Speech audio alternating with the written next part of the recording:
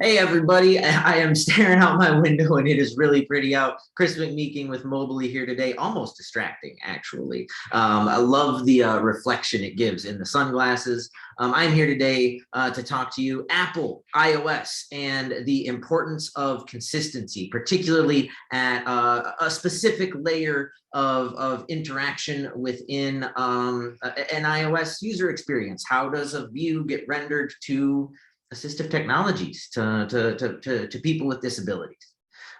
Persona, I like channeling personas when I do videos. I got really great feedback from people on my Global Accessibility Awareness Day presentation on presentation style. And today I'm channeling Tommy Lee Jones because he is a humble badass who is trying to save the world from aliens, and he is a hero of mine. So let's go. And Will Smith, I love your movies and mental health in society right now.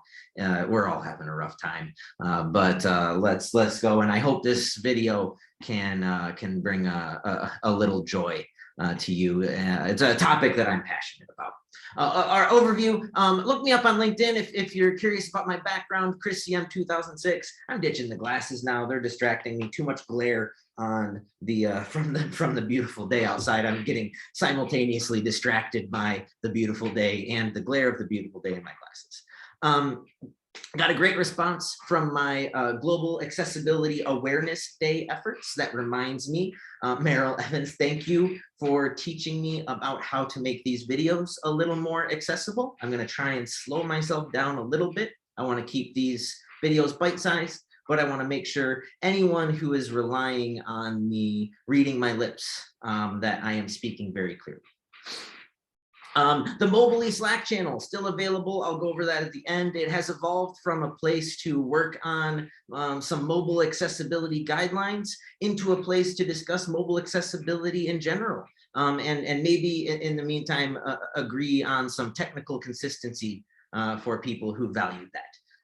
So that's Mobilely, and let's go on today's presentation. My pillow fight with Apple. I don't fight people. I'm here to help. But this is a mildly serious topic. Consistent use of APIs is important. It's the thing that allows developers to program once and have it be meaningful for everyone, for people who use all manner of assistive technologies, including those that we don't know about and aren't necessarily aware of or testing for. Consistent use of APIs intends to bring joy, and consistent use of APIs intended to bring joy to a myriad of user experiences is critical. And this is related to a WCAG concept 4.1.2. And if you're curious about WCAG 4.1.2, Google it and read. But the conclusion from my research is that Apple needs help. Let me explain. Prerequisites for this video: a basic VoiceOver testing knowledge. We're not using VoiceOver as users. We are using VoiceOver as testers. I have a video about that already. Basic voice control testing knowledge. We need some, again, not as voice control users, but as voice control testers. Those are different personas. I don't have a video about that yet, but I am happy to make it. And then finally, and specifically to those, basic understanding of how to identify accessibility label with both technologies. If you need help with any of these topics, let me know. I'll do another video, join my channel, ask for clarification, whatever you want. Find me on LinkedIn. I am here to help. Let's talk about the way, when I do an audit for somebody, I don't do full audits. Full audits drive me nuts. You build a long list of issues that you throw over a fence, and honestly, you're lucky if half of them get fixed. I don't do audits, I do agile. Agile means, to me, people make mistakes and they can iterate, right? When you're pointed out that something is broken, fix it. I like to start with major workflows when I'm doing an audit for somebody I'm consulting with. I like to start with, let's try to log in. Let's try to purchase something. Let's try and sign up. right? Simple stuff that everybody has to do. Let's start there. And so I started there with Apple's devices, and I was like, let's try and set up Wi-Fi and see how that goes. All right, so navigating to the Wi-Fi screen, everyone needs Wi-Fi, especially accessibility testers, right? People who who are accessibility testers, who are voiceover testers or voice control testers, are often voice control users and voiceover users, right? So they need to be able to configure Wi-Fi. This is a very, very fair test.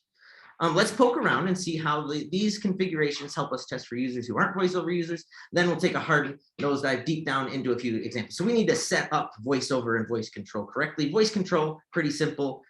Show names. VoiceOver, there's a little bit of details. I forgot to add them on my slides, but basically the foundational thing is the ability to identify comma expansion. That's the thing that is going to help us understand what the accessibility label part of various announcements are. So we want to look at the accessibility label and then corresponding accessibility value now and then. A good example of API uses. I'm going to get myself out of the way a little bit. Sorry, Meryl. This information needs to be on the screen all at once, and my face is in the way here. I will expand it back bigger when I can. A good example of API usage. All right, so let's talk about a particular part of the Wi-Fi process. We have this review Apple ID phone number thing right above the Wi-Fi thing. It's one of the first list view cells that you encounter, right? And here we have a button with a label and a value, right? We have a button because of this little thing. Not all interactive list view cells are buttons, but this one is. We have a little indicator here, some color contrast issues on that indicator.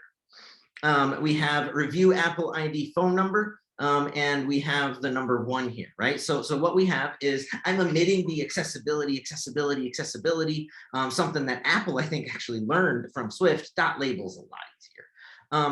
The accessibility label is going to be review Apple ID phone number. It's the subject. Value is going to be 1. There's a little value here, and the trait is button. We have this little triangle thing here, or the angle thing, or whatever you call that icon, I forget. As a voiceover user, this is what we say. So this is a screenshot. This is the voiceover shade, another useful testing thing. But again, I'm not covering voiceover testing. I'm covering the Apple stuff here, right? So as a voiceover user, I see a label, review Apple ID phone number. I see value 1 update available. Awesome. They captured the 1, they captured the red, which is telling me update available visually. This is great. Trait button, great. They captured this little angle thing here. Cool. As a voice control user, we can only detect part of this. We can only detect the label. The label is this thing here presented as a voice control user. I need to know the thing to speak to tap something. Tap review Apple ID phone number, right? And that is what voice control is. Voice control just did that. Oops. Tap review Apple ID phone number, accessibility label, the subject. As a voiceover user, accessibility label, the first part of the announcement, right? Great example. Apple, 10 out of 10, perfect. If we did this all the time, I wouldn't be making this video. Let's keep going. All right, so a little further down the way, we have a similarly active list view cell. In this case, it's the actual Wi-Fi place. We have the word Wi-Fi next to a little icon. Good grouping here. That is internet. That is very recognizable as the Wi-Fi icon. No reason to have it do anything. Wi-Fi explains that completely. Frodo, my internet area here, my Wi-Fi network. Don't hack me. My Wi-Fi network. Frodo, that is my current active Wi-Fi network value. Accessibility label, accessibility value. That is what the correct thing to do here is, objectively correct. A button with a label and value, label Wi-Fi, value, Frodo, trait, button. That's what we're looking for. As a voiceover user, here's what I would hear. Y-phi, comma. All right, so let's talk about this hyphen thing. One of the things that we talked about at the beginning, voice over testing, enable punctuation expansion. And what that means is that we are announcing this hyphen here, cool, word comma. This should not be here. This should be a pause. This should not be a comma. Pauses that come from the operating system. Let's go back to our correct example. Look here how we have this comma down here. Again, I did this entire test with the same configuration. We have a comma here. These commas between review Apple ID phone number, comma, one update available, comma, button. Let me read it again. Review Apple ID phone number, operating system, pause, one update available, operating system, pause, button. The operating system or VoiceOver, we can't tell. Apple's a private, closed environment. We're speculating about some of this. But what I'm not speculating about is that this pause does not come from the developer of the content, right? This comes from VoiceOver or Apple or iOS doing something intentional to separate accessibility label, accessibility value, and accessibility trait with pauses. Now let's read that out, right? Y-phi, comma, Frodo, pause, button. That's a problem. We're misusing our APIs here, right? We have a label of Wi-Fi, comma, Frodo. That's wrong. This is a value. It doesn't change here, but it's a modifiable value, and it's weird for me as a voice control user to say tap Wi-Fi, comma, Frodo, but I don't have to. So we have, as a voice control user, the label is Wi-Fi. That's weird, and we'll get to that later. But as a VoiceOver user, as a VoiceOver tester, I know that this is wrong. Y-phi, comma, Frodo is not something that I should hear. I should hear Wi-Fi, pause, Frodo, pause, button. Let's do another example of bad API usage, and then we'll talk about that prior example. Here's another one. All right, so I go to the next screen. And I am selecting my Wi-Fi. I'm sorry, I'm boxing with myself, trying to get me out of the way. I'm keeping it as big as I can, Meryl. I'll make it bigger. Here, I can move it around. Actually, there we go. I like that. Oops. Yeah. All right, so we're on the next screen. We're picking our Wi-Fi, right? And this one's a little busier. We got a little bit more stuff going on here. We have a check mark. This is the current Wi-Fi, and if you're on the Wi-Fi screen, there's a long list of options. We have this little secure lock thing. I don't care if you know that's my network. It's secure, and I work hard to keep it that way. There are these three little arching bars here. That's the Wi-Fi signal. This is a Wi-Fi network. And then we have the eye icon. And I thought that initially when I looked at this, I was like, oh, that's a button. No, it's a selected list view cell. And there is some more information to get, right? So let's look at the appropriate API usage for this. A checkbox with a label and value. Label Frodo, value secure strong signal. We could also let this be a selected list view cell if we wanted to. It's not the implementation that I saw from Apple. I'm not picking on them about that one. Both are accurate. Both are semantically correct. One is a custom, one is relying on more stuff from the operating system. Both are okay. Both are good. But here's the ones that I'm judging on based on what I saw from my testing, right? So what I think is correct is label Frodo, value secure, the little lock thing, strong signal, the Wi-Fi thing, trait button or selected list view cell, whichever way we want to do it. They're both accurate. And actions, more info. We have this thing here, should be an action. We don't want to focus it separately. That creates relationship problems for us. Focusing this in one group is good. Actions, more info, custom actions are powerful and mobile. Let's use them. As a VoiceOver user, here is what I see coming from Apple. Selected Frodo, comma, secure network, comma, signal strength, 3 of 3 bars, pause, button, pause, actions available. They did part of it right, but they baked a lot of information that belongs in the accessibility value into the accessibility label. That is wrong. As a voice control user, I would expect to see tap Frodo. I want to say tap Frodo, and I want my gray box as a voice control user when I do show names to just be Frodo, not Frodo secure network signal strength 3 of whatever. That's long and nonsensical. I don't need that information. I need to say tap Frodo. They're getting stuff wrong here. They're getting a lot of stuff wrong here. And here's remember, I mentioned some concerns from that last one. This is exactly what I would expect when I'm going, right? Because there's a relationship between VoiceOver and voice control here. VoiceOver and voice control in this case are telling us the same thing, right? Frodo, comma, secure network, comma, signal strength 3 of 3 bars.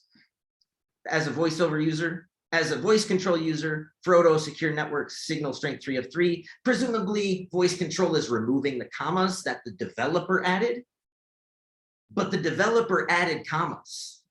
These aren't all system pauses here. These are commas, right? So here, voice control and VoiceOver are telling us the same thing, which is good. Ish, but they're telling us wrong things. It's not that first crisp, clean example, right? Let's go look at that first crisp, clean example. They're perfect across the board with some voice control stuff that voice control isn't designed to test for, because it just cares about actionability and subject. It just cares about, can I click the thing and what is its label? VoiceOver cares about a lot of stuff, right?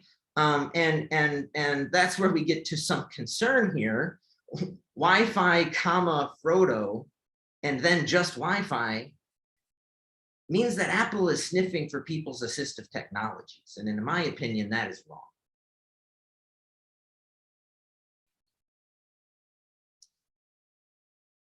All right, so let's do a grade. Oh, I messed up my slide here. I'm going to box with myself. Accessibility grade on Apple's operating system. Everybody has to set up Wi-Fi. Accessibility grade is complete failure. These are each accessible to VoiceOver and voice control users-ish. There's not consistency. They don't use APIs consistently and violate the documented purpose of various APIs, accessibility label and accessibility value. And you might think I'm being picky, but when you're talking about the consequences of the platform vendor misusing and misrepresenting the purpose of their own APIs, that impacts internal accessibility experts at every organization in the world who end up in these pillow fights between accessibility experts and engineers.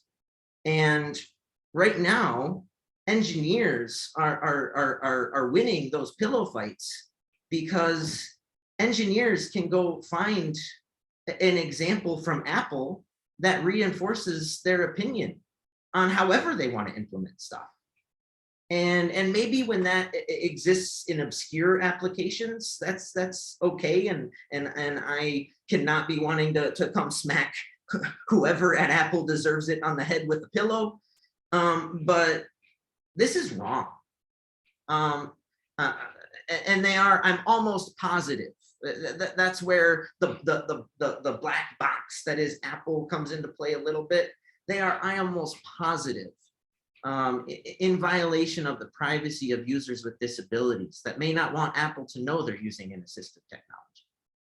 For WCAG folks, my complete failure rating, for WCAG folks, this violates the iOS, my personal, admittedly, iOS interpretation of 4.1.2, which is a level A success criteria.